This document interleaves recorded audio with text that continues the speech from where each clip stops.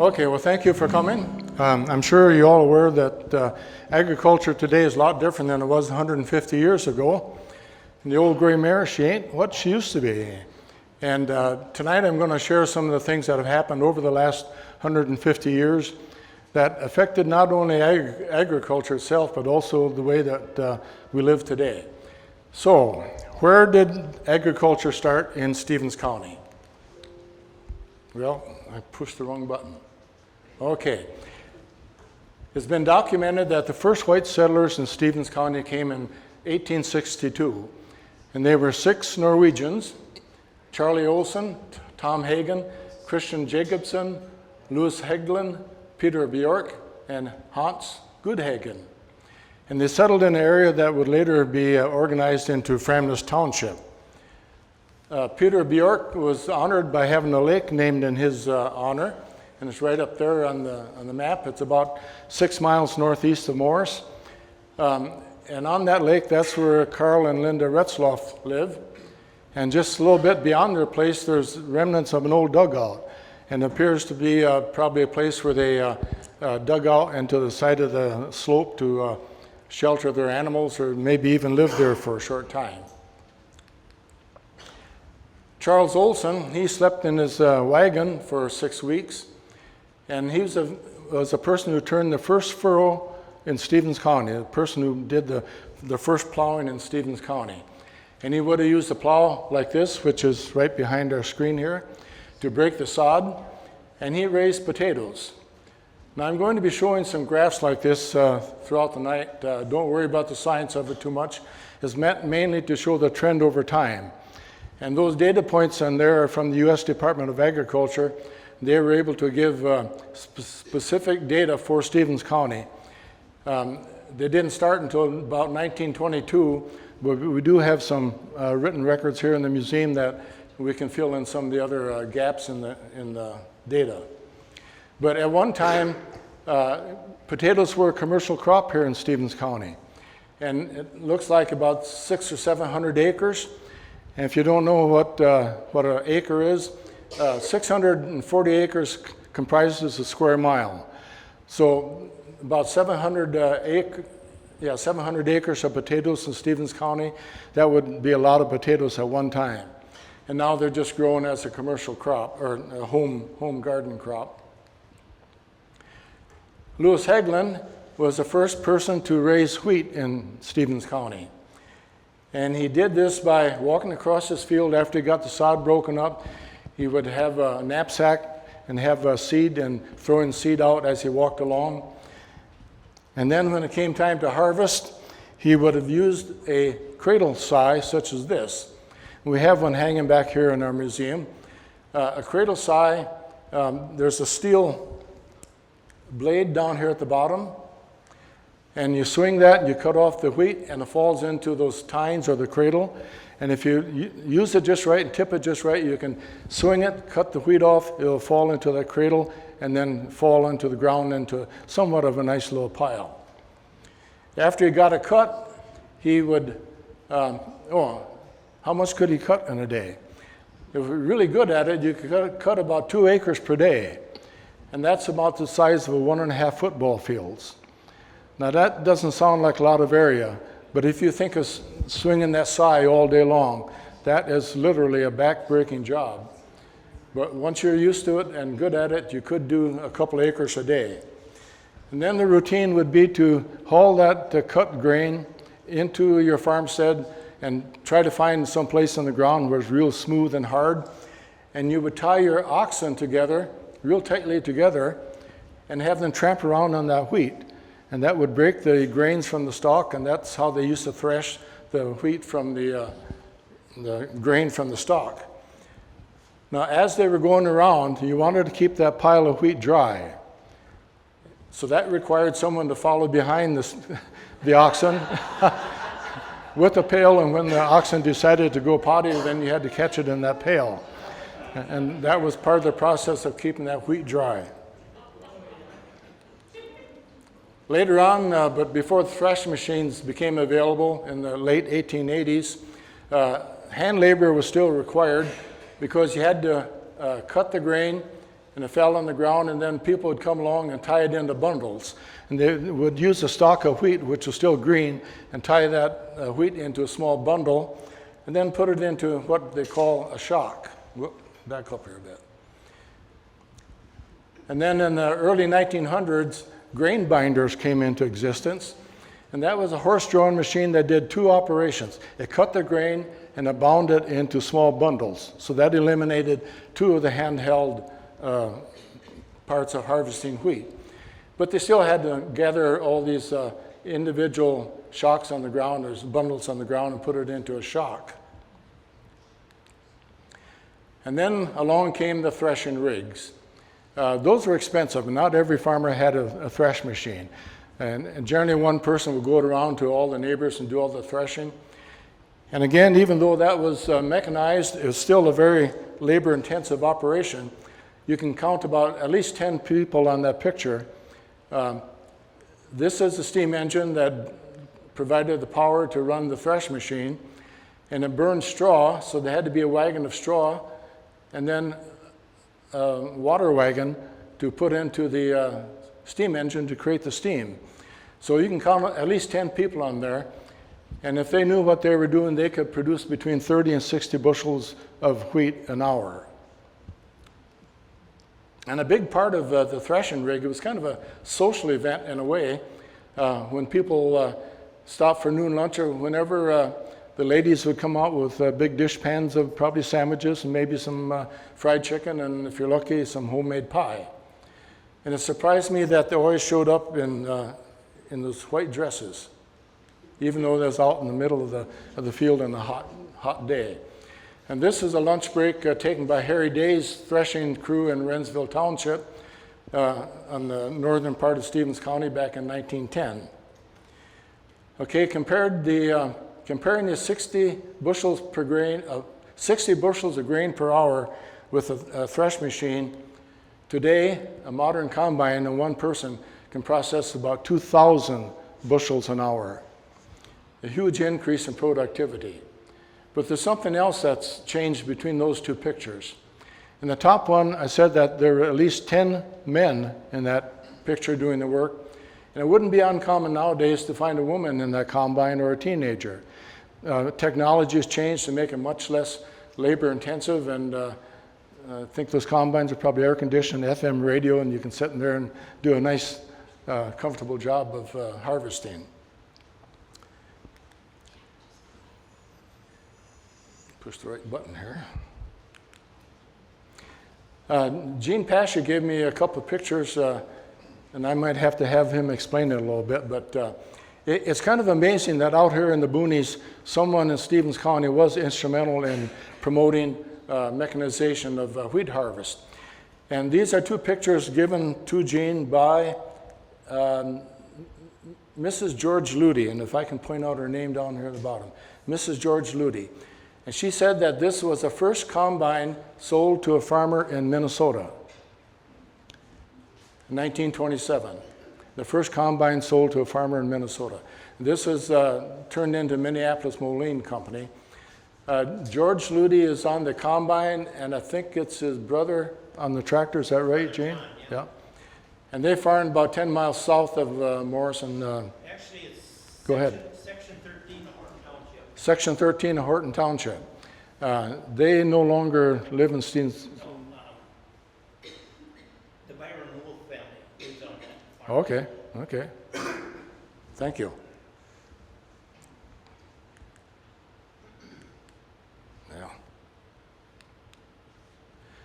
Yeah. Wheat was the first crop grown in Stevens County, and going to concentrate mainly on what happened from the very beginning in 1862 or 66 up until about 1910, somewhere in there. You see the acreage of wheat was really increasing. However, the yield, the bushels per acre, was decreasing. And that's because this was a monocrop system. The only thing the farmers knew how to grow back in that time was mainly wheat and some other small grains. But having the same kind of crop year after year, they didn't have fertilizer back then, so the productivity of the soil was going down. And the wheat yields were decreasing. And some people were really concerned about that. And they knew that if this was to continue, Stevens County wouldn't be a good productivity area anymore. So a group of people got together from, I think it's probably 17 counties in western Minnesota. They formed what was called the West Central Minnesota Development Association. And their goal was to do something to educate farmers on how to introduce something other than wheat into their farming operations. The way they did this was to organize and pull off the Corn and Alfalfa Exposition of 1913 in December of all months. Their sole purpose, again, was to teach farmers, hey, you can grow corn here in Stevens County. You can grow alfalfa here in Stevens County. And if you learn how to incorporate those two crops into your crop rotation, things will be much better for you. And this indeed was a very successful exposition. A big alfalfa arch was built across the one end of Main Street in Morris. This is the old Yule's Hardware building. And this is what is now Bremer Bank. And at the other end of the Main Street, they built this huge shock of corn.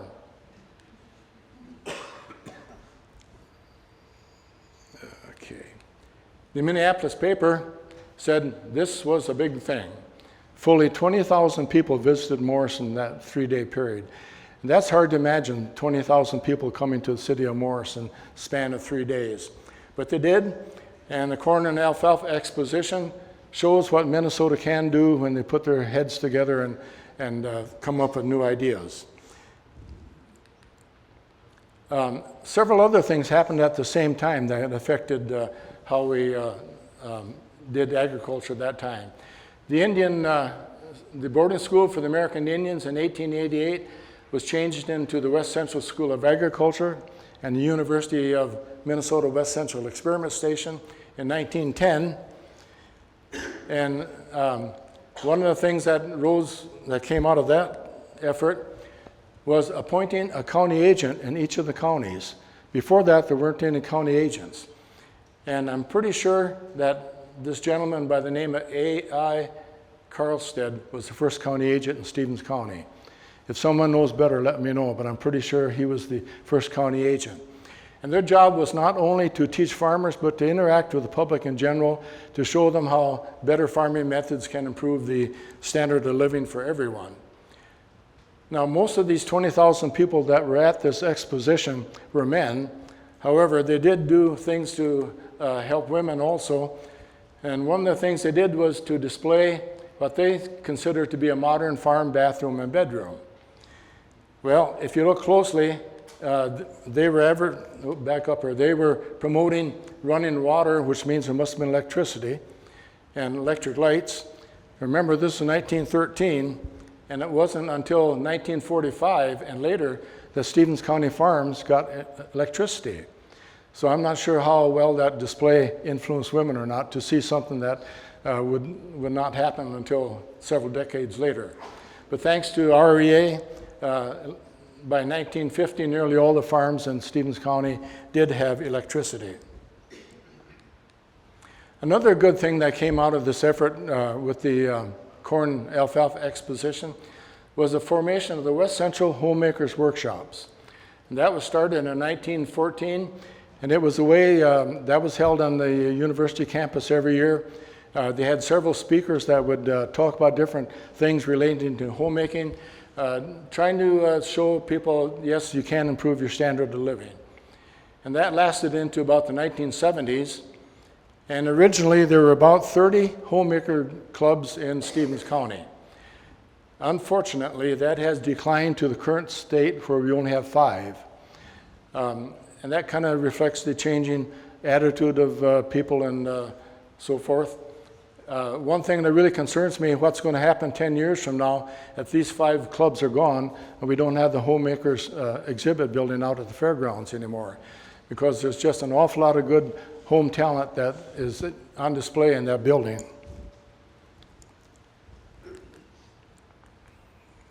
Yeah, I keep pressing the wrong button here.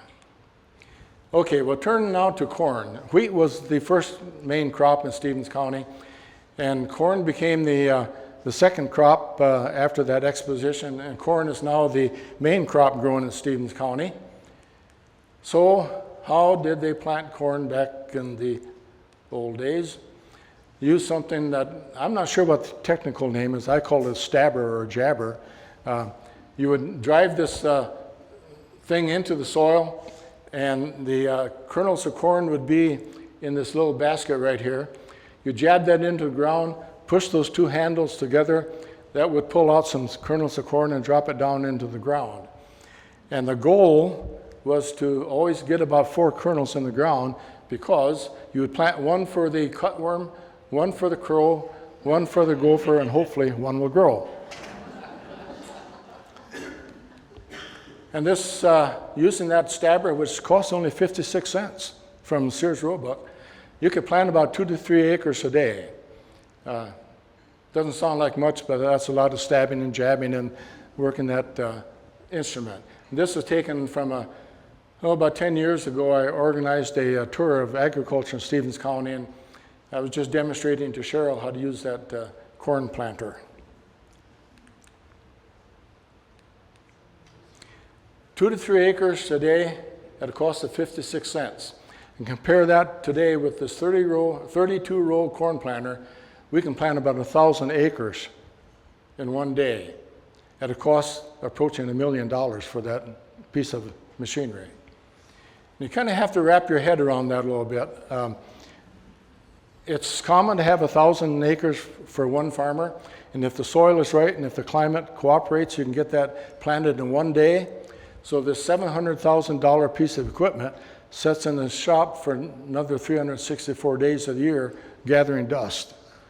And how do you work that into your farm economics? Dave, you can probably expand on that.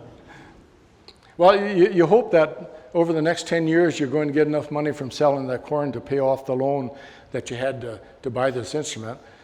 But then the equipment would have worn out by then, so you have to start the whole cycle over again. Okay, so you got the crop planted. Now how do you harvest it? And back in the old days, it was all picked one ear at a time. The horses were taught to steadily walk down the rows, and you would snap the ear off the stalk and throw it into the wagon. And if you're good at it, you could pick about 100 bushels per day. That would include probably one lunch break, but otherwise it's all day long just throwing that ear of corn into the wagon. 100 bushels per day. Then after you got it picked, you would haul it into the farm place. And the corn at that time, you still had the husk on the ear, so you wanted to take that husk off the ear so you could shell it and use it for feed for the cattle. If you had a lot of kids, that wasn't too much of a problem. You could just bring the corn in, and they could snap the husk off the ear and be all set. But if you had a lot of corn, what you would do is organize a husking bee. Whoops. There we go. We invite in your neighbors to have a husking bee. And they would sit around this hand-picked field of corn from the field with husk still on it. They would, back up here again, they would husk it and throw it over their back, and so you see the pile of corn husk come back, and then in front would be the clean ears of corn. And then you'd have to hand crank it through a sheller so you could feed it to the animals. So if you consider all that hand labor of picking, taking the husk off, running it through a sheller, 1 hour of hand labor would yield about 3 bushels of shelled corn. And compare that with a machine nowadays, in that 1 hour, you can get about 6,000 bushels of shelled corn. So we're replacing all that tedious handwork at a much, much higher rate. Now, if you remember, I said wheat was increasing in acreage back in the early 1900s, but the yield was going down. Now we see the results of corn coming in here. That exposition, well, if I get my right, the exposition was in 1913, about here, and you see the tremendous increase in acreage in corn after that expo. So the expo was very successful in teaching farmers how to bring corn and alfalfa into the crop rotation. Corn yields did level off for many years, which might surprise you, but the yields were increasing during that time due to a couple things. During World War II, nitrogen was used to create ammunition and bombs, and after World War II, that nitrogen was used for fertilizer, and that was one thing that increased the corn yields tremendously. So even though the number of acres was pretty constant for several decades, the yields were going up. And then when you finally get to the turn of the century, we see another big increase. And that's due to the dairy operations coming in Stevens County, the hog operations, and the ethanol production plant. So corn is the main crop grown in Stevens County now. The second most important crop are soybeans. And they weren't introduced in Stevens County until about 1940. And the reason for that is that we needed a variety that would mature in a relatively short growing season. So soybeans are growing down south long before 1940, but they finally got varieties that would mature up here in Minnesota. And now soybeans are the second biggest crop in Stevens County. And we can thank part of the advancement of soybeans to Henry Ford. Henry Ford thought that industry and agriculture should complement each other. And he decided in the 1930s that soybeans would be a way to do this. So he planted 8,000 acres of soybeans on his farms in Michigan. And today, every car has about 300 pounds of plastic in the car made from the oil from soybeans. I wanted to tell you at the beginning of my talk that you would learn something tonight, and I think this is one of the things you probably learned, because I'm sure none of us thought that Henry Ford would play a role in getting soybeans. And you can get 82,000 color crayons made from 1 acre of soybeans, from the oil that's crushed out of soybeans. Then, if you're using color crayons in school, just think about where they came from. So how did the farmers get their crop to the elevator? Well, the picture on the left shows Frank Gieselman hauling grain into Chicago, 1919. If you look closely, you can identify at least 5 wagons being pulled by that big tractor, hauling them into Chicago, called Elevator Row. There's 5 elevators in that picture. And even Alberta at one time had 5 elevators. I think they probably now have just 1 big one each. So how many bushels of these various crops do we grow in Stevens County? We grow about 25 million bushels of corn in Stevens County annually. And that would be enough to fill about 6,250 train boxcars. About 2/3 of that goes to local feed, to the dairy and the hogs.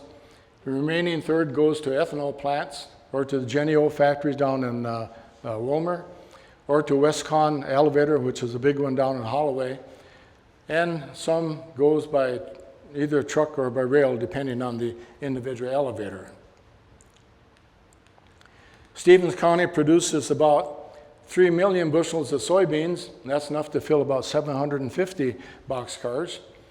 And most of that goes down to Dawson, Minnesota, where it's crushed to get the oil out. Some of it is used for local feed, but most of it is used to produce the oil. And finally, wheat. We grow about 1 million bushels of wheat annually, and that's enough to fill 250 boxcars. And the wheat goes to Westcon down at Holloway, or to flour mills in the Twin Cities, or some of it goes to Savage, which is down by the cities, loaded onto barges, and from there it probably goes worldwide.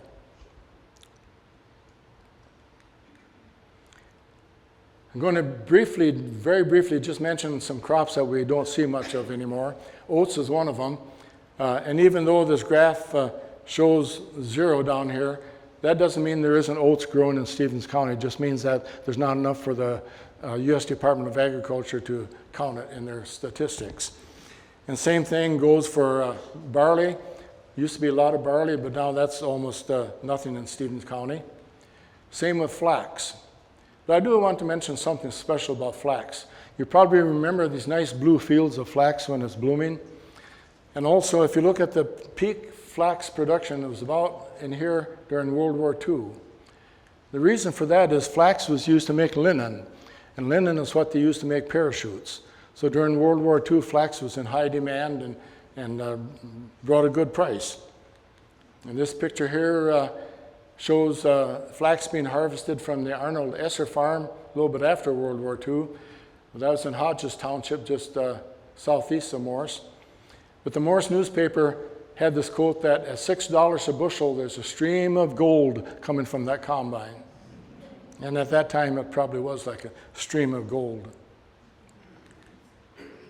Another crop that used to be in Stevens County for a very short period of time was sunflowers. They disappeared due to insect and disease problems, and also because of those pesky blackbirds. And how many of you remember the shotgun blast that would go off every now and then to scare the blackbirds away? It was not very effective, apparently. But some new crops that are coming in, one of them is sugar beets. They've only been introduced in Stevens County since 1975, or 1970s, and they are rapidly decreasing in acreage.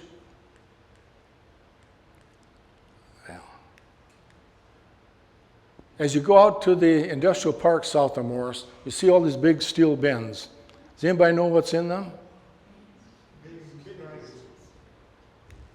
Chili beans, kidney beans. First grown in Stevens County in the 1980s with about a little over 1,000 acres per year. But then Bonanza Bean Processing Plant was built in 2008, and they now process kidney beans from about 11,000 acres in Stevens County alone, and then another 1,200 acres from surrounding counties. And they process mainly 4 different kinds of kidney beans: white, light red, black, and dark red. Dark red is their main one. And that's enough beans processed a year to produce about 25 million cans of beans. And that would make a lot of chili.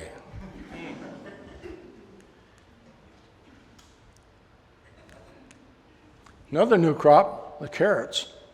How many people would think that carrots would be grown in Stevens County? They started in 2019, and this year they planted about 1,000 acres of carrots, fresh carrots. And the way they plant and harvest it is a little bit different than what you see with corn and soybean operations. You see over here the building ridges of soil. And the seed, carrot is a very small seed, if you remember that. And it's planted on top of these ridges so that when they harvest, it's really easy to get that carrot out of the ground. They aren't digging down into the hard ground. They're lifting carrots from the ridge, which is a more finely structured soil.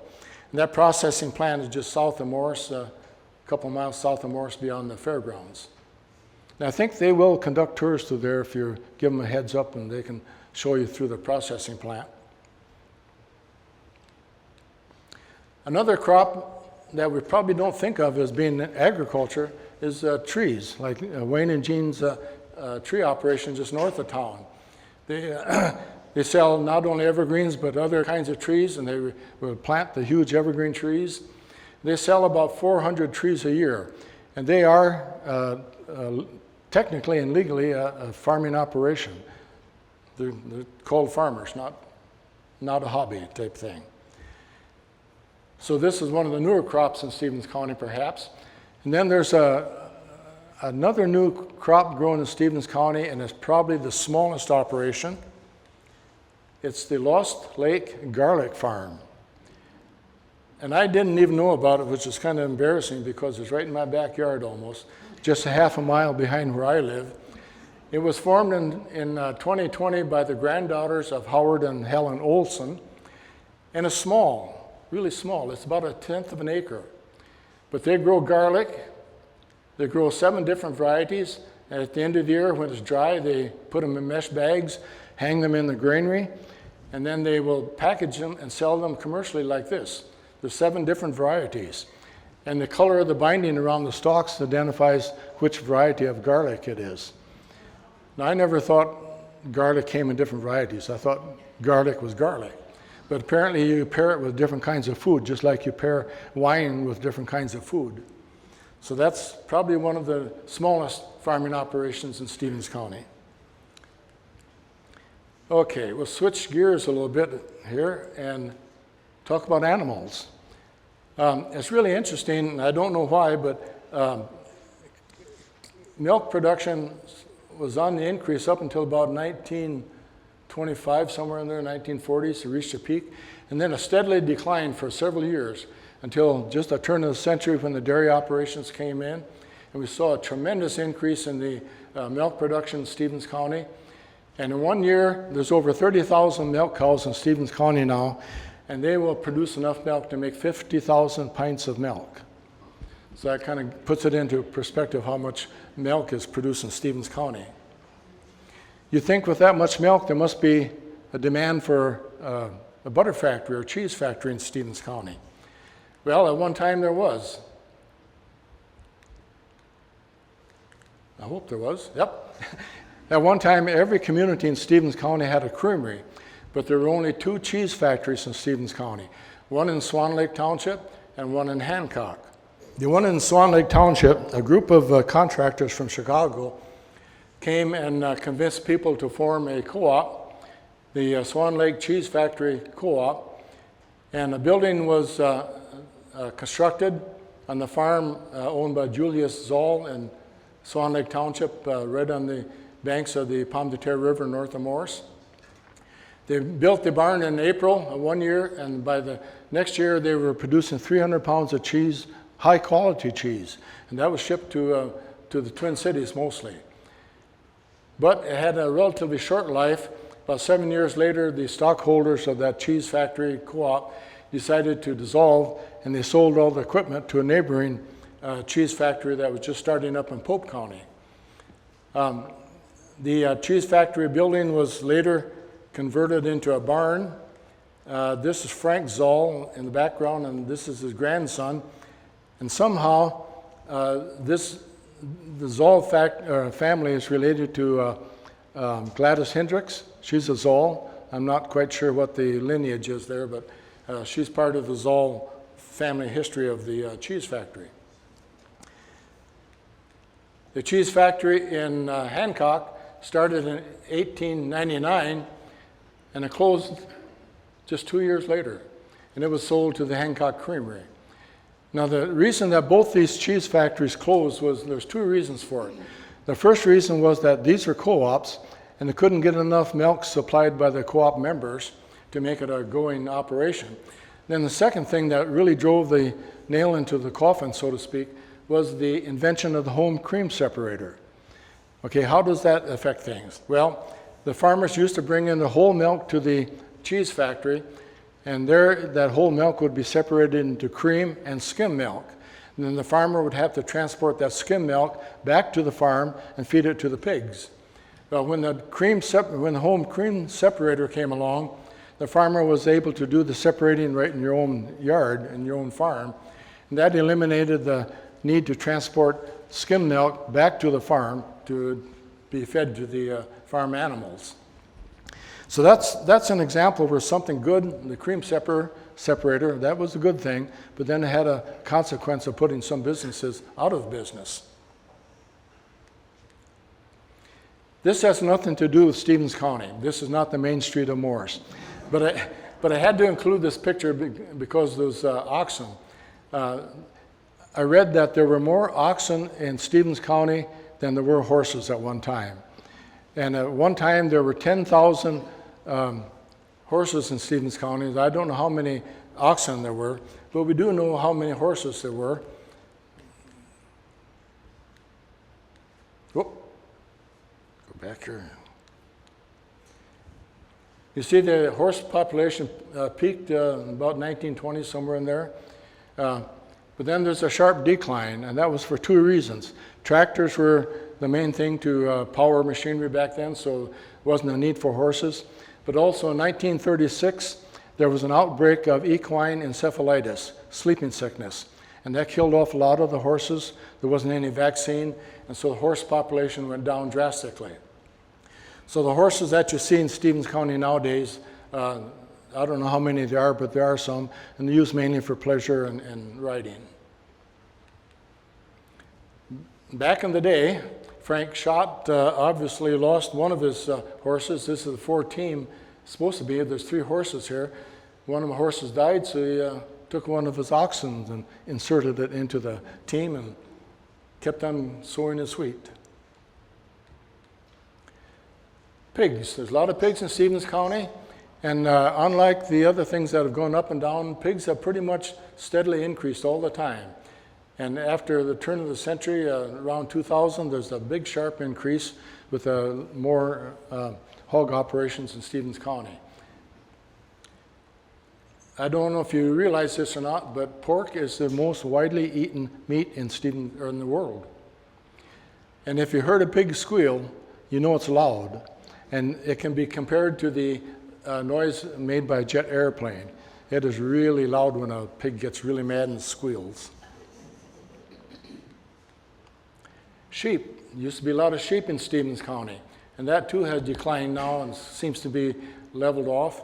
I had one local sheep producer tell me that he thought the reason that sheep lost some of their popularity was during World War II when the soldiers were fed mutton, and it was a poor grade of lamb or poor grade of meat, and people got disgusted with eating sheep.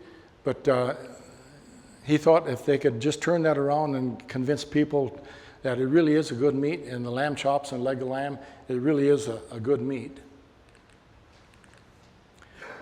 Beef cattle. Stevens County probably doesn't have the leadership in the number of cattle, but we can brag that we have the best. We got the world's largest herd of registered limousine cattle in the world, and that's something to be quite proud of. Every farm had chickens when they first started out. This is a picture of Huldah Gosman, wife of Bill Gosman, taken in 1910. So chickens provided not only eggs, but when they quit laying eggs, then you use them for meat. There used to be a lot of commercial egg production plants in Stevens County. And the last one ended in 2014, just a few years ago. And that was run by the Zimmerman people just north of Chicago. That was the last commercial egg production in Stevens County. And at that time, they were producing about 120,000 eggs a day in 2 different barns, 120,000 hens producing about 84,000 eggs a day. And these were shipped to Perham, Minnesota. And the pullets they got from Iowa, and the young pullets were shipped when they were about 18 weeks old. And then Zimmerman's kept them as laying hens for almost 2 years when the production went down. And they were then sold to Butterfield plant in Madelia, Minnesota, and used to make chicken noodle soup. Switching gears a little bit, this is a map from 1874, and the black lines next to those green arrows show the only official roads in Stevens County at that time. All those section lines, the square marks, those are section lines, but they aren't roads. For example, this road going west of Morris that went out to Fort Sisseton in South Dakota. There was one road going up this way to Herman called the Herman Morris Road. There was a road going up toward Bemidji to the White Earth Indian Reservation. These 3 roads did not have official names, but I'm guessing this one probably went to Glenwood because at one time Stevens County was administratively under Pope County until we got the courthouse in Stevens County. This road could have been close to the Wadsworth Trail, which passed through just north of Morris. This one up here probably went up toward Alexandria. But the main thing I want to point out is this, Moose Lake. Compare that in size to Lower Palm, Upper Palm lakes. Moose Lake was a pretty large lake at that time. And farmers were having a hard time farming around that area. They thought the land was too wet. They wanted to drain that lake. That was a very controversial decision, but the decision was made to drain it in 1906. It took about 2 years to complete the ditch, to drain that ditch. And County Ditch 1 is probably still a little bit of a pain in the neck sometimes because all these county ditches have to be maintained. You get into the question of who is responsible for paying the cost of maintaining these ditches. And it's also a little bit controversial when you drain a wetland with the people who want to keep these small potholes for waterfowl production. So there's a balance there between creating more farmland versus retaining wildlife. Another thing that changed in agriculture is how farmers get their information. It used to be back in the older days, even as far as recent as probably 1960 or so, the field days at West Central Experiment Station were the main place for farmers to go to get their technical information. There would be speakers there, not uncommon to have 1,000 people show up for a crop and soils day, and I don't think they even have one anymore. If they do, it's very small. Instead, a lot of farmers are getting their technical information directly from the people who sell them the products, the seed corn, the fertilizer, and the insecticide. And you see a lot of demonstrations along public roads for you can stop and compare different varieties, for example. Power, that has changed a lot. 1875 it was all horsepower. 100 years later, we're looking at the internal combustion engine, gasoline and diesel. What's it going to be another 100 years from now? 2023. This piece of equipment actually exists. And there's two things that are different between these two pictures. This one has an exhaust pipe, and there's black smoke going into the atmosphere doing some pollution. This tractor does not have an exhaust pipe because it is entirely powered by batteries. What's another difference between those two pictures? There's no person here. It's all run by computers and GPS, satellites. It reminds me of a cartoon that was in the Minneapolis paper just a couple days ago. Farmer comes in and says, "I fired all the help. The farm is now fully automated." And she's probably singing, "Old MacDonald had a farm, A-I-A-I-O." AI stands for artificial intelligence, and that's the computer software that does your thinking for you. It's kind of funny. It's also kind of scary.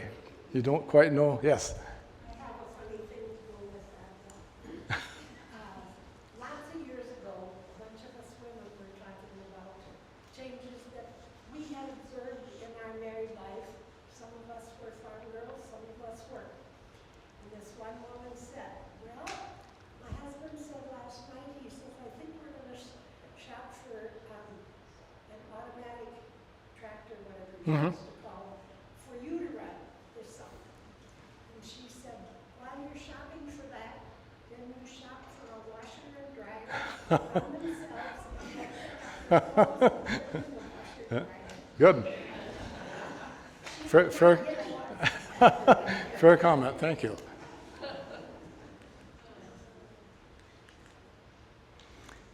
Size of farms and the number of farms. The blue line is the number of farms, and that increased drastically from the beginning up until, about the 1940s, somewhere in there, shortly after World War II. The farm size also increased, but at a slower rate. And they both seem to pretty well have leveled out now, where we have about 600 farms in Stevens County, and the average size is roughly 600 acres. So where do these farmers live? Well, some of them live in town, but most of them live on the farm where they operate. And the way I got this data, I went to the assessor's office and looked at all the homestead tax records and counted the people who owned at least 40 acres of land, because IRS considers you a farmer if you own at least 40 acres of land, which is kind of silly because I own 40 acres of land and I'm not a farmer. But anyhow, that's how it got counted. And so this shows the distribution pretty close to reality, I think, of where farmers live. And you see most of the farmers live in the northeast segment of Stevens County, Swan Lake, Framness, Wrensville, up in this area. And the fewest farmers, I don't think this surprises anybody, is down here in Stevens and Sinnes Township.